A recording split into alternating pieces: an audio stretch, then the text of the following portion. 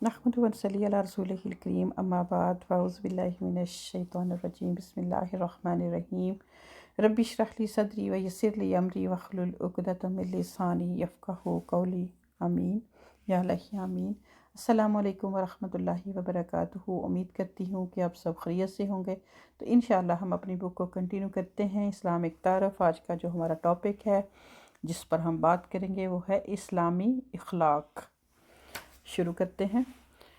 शौहर और बीवी के दरमियान अगर इख्तलाफ हो जाए तो उस वक़्त दोनों को क्या करना चाहिए, इसका हुक्म बताते हुए कुरान पाक में अल्लाह सुब्हानहू व तआला इरशाद फरमाते हैं, तलाक मर्रतैन, यानी कि तलाक 2 बार है।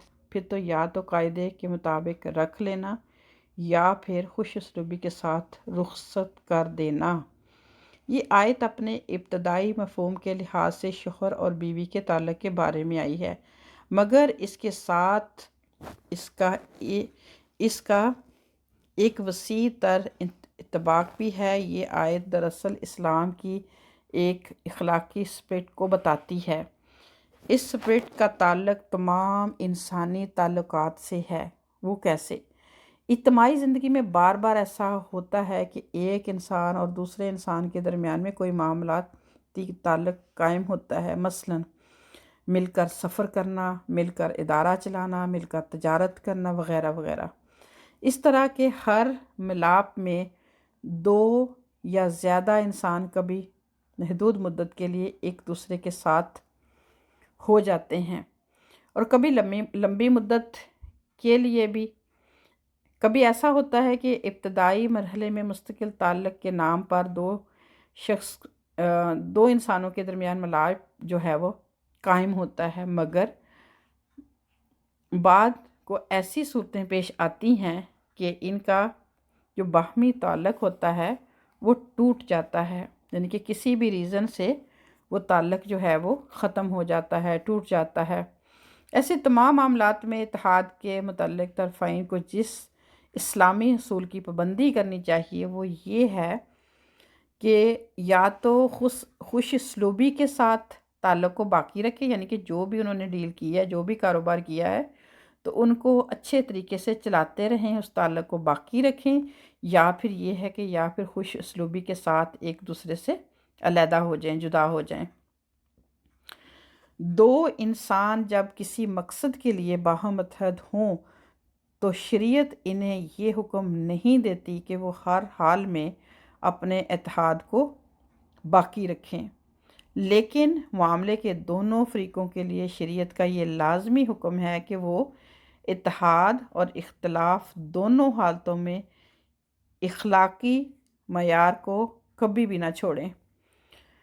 दोनों में से किसी को ये हक़ नहीं कि ताल्लुक़ टूटने के बाद एक फ़रीक़ दूसरे को बदनाम करने लगे या इसकी जड़ जो है वो उखाड़ने के लिए सरगर्म हो जाए।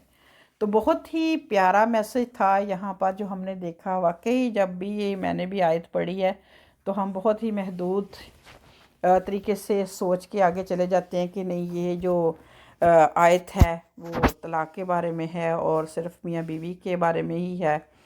तो वो तो है ही है, इसका पहला मकसद तो यही है, लेकिन इससे मज़ीद अगर आगे बढ़ के हम देखें, सोचें, तो अल्लाह सुब्हानहू व तआला ने एक अच्छा जो इस्लामी अखलाक है इस आया में बहुत प्यारा मैसेज है हम सब के लिए कि ऐसा हमारी ज़िंदगी में ये भी एक ताल्लुक़ है। इसका ये ख़ास जो लेवल है जिसके लिए अल्लाह सुब्हानहू व तआला ने मियाँ बीवी के लिए सबसे पहले इसका हुक्म रखा कि ठीक है, अगर आप किसी भी तरह निभा नहीं कर पा रहे तो ज़रूरी नहीं है कि आपको इकट्ठे रहना है, आप सेपरेट हो सकते हैं।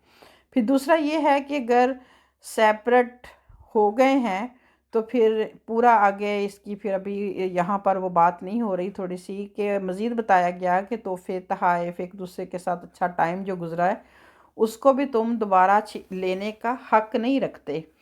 फिर ये है कि तुम इल्ज़ाम तराशी भी ना करो, यानी कि अल्लाह सुब्हानहू व तआला ने सूरह बकरा में इस टॉपिक को बड़ा खोल के बयान किया। तो यही हालत होती है कि जैसे 2 दोस्त हैं या 2 भाई हैं या 2 बहनें हैं, तो कभी इसी तरह हम देखते हैं कि रिश्तों के मामलात देख लें बहन भाइयों में, پھر اسی طرح کاروبار کو دیکھ لیں، تو کوئی بھی جب معاملہ انسان جب تو اچھے حالات ہوتے ہیں تو کرتا ہے تو بڑے ہی اچھے طریقے سے کرتا ہے، لیکن کیا ہے کہ جو ہی جو اس میں کوئی بگاڑ آتا ہے یا سامہاؤ چل نہیں پاتے، تو پھر یہ ہے کہ پہلے تو ایک دوسرے کو گھسیٹنے کی پوری کوشش کی جاتی ہے، لیکن اگر ایسا نہ بھی ہو تو پھر چھوڑ بھی رہ جائے تو اس کو بہت ہی برے طریقے سے بد اخلاقی استعمال کی جاتی ہے، اور پھر کیا ہوتا ہے کہ پھر الزام تراشی، پھر وہ جڑیں کاٹنے والی سٹوری یہاں پر بات کی گئی کہ یہ طریقہ جو ہے وہ یہ اسلامی اخلاق نہیں ہے۔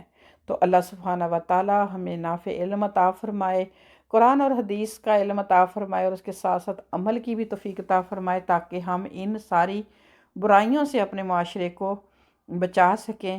اپنا بہت خیال رکھیے گا، انشاءاللہ نیکسٹ لیکچر میں ملاقات ہوتی ہے۔ السلام علیکم ورحمۃ اللہ وبرکاتہ۔